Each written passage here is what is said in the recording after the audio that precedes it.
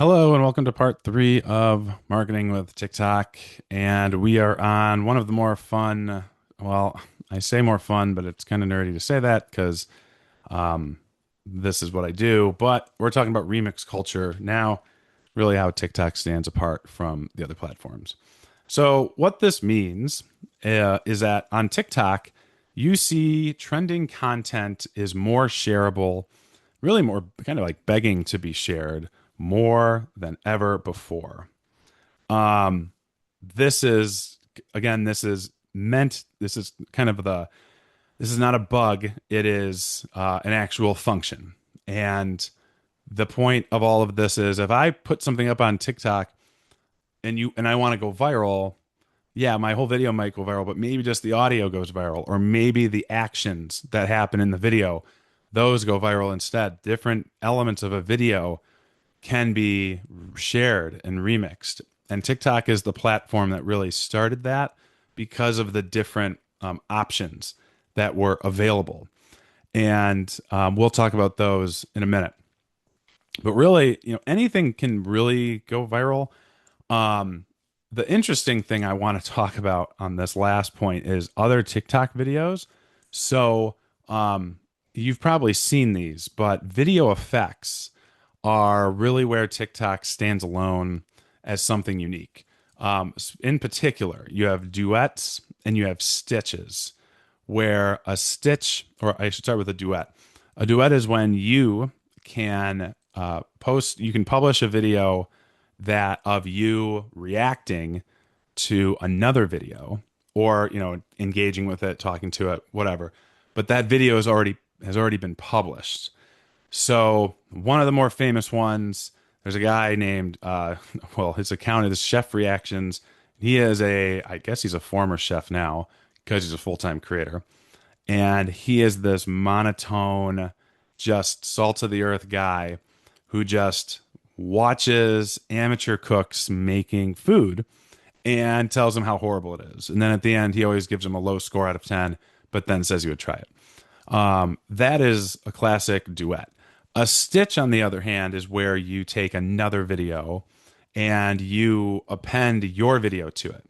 And we have seen a culture now where creators and brands even are saying, hey, stitch this video with your favorite with your favorite fun fact or something favorite fun fact about a movie or something. I don't know, that's really basic.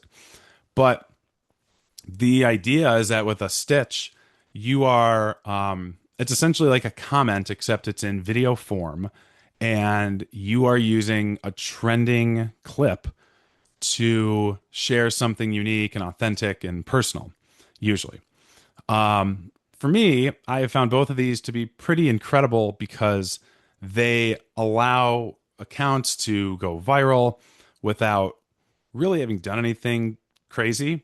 And a lot of times the things that are, duetted or stitched the most are the most mundane clips that you would have never expected. So those are the two I just wanted to call out here. Another thing I really like, but Instagram's kind of picked up on this, is reply with video. So if someone comments on your video something and they ask you a question, you really have two options. One, the common response has always been just reply with a comment. That's 90% of social media, right? Someone comments, you reply. But now TikTok has also introduced where you can take that comment, it will pull it out, put it on the screen, and allow you to talk and make a video reply. And that will pop up in the comments as a reply. And then it also pops up as one of your own videos. So as a result, you're seeing unique and different content forms when it comes to these different varieties of engagements, which I think is pretty interesting. Now, remix culture, this is really the last slide for the remix culture, um, is it's wild to see just how much all of this content has become so much more engaging. Social media content in the early 2010s was just people posting photos on it. Think of early Instagram, right? you'd put a filter over a photo and it looked amazing and people would give it a ton of likes. Now we are at a point where you can reply to a comment with a video, or stitch an existing video with your own thoughts. So all of this is to say, if there's ever a point where you want to, you want to really get your brand onto TikTok, remix culture is the way to go. And not just remix culture, but it's something that you need to integrate into the strategy. And a lot of times too, don't just put a do duets with your brand account. The idea is to start trying to work with not, maybe not influencers, but work with other creators, work with other accounts, because the more user generated content you can get, the better the better results you're going to get. If you look at this graph here, right, polished brand content from an advertising perspective, it is pretty, I mean, it's not super expensive. That's pretty standard, but, $8.70, not great.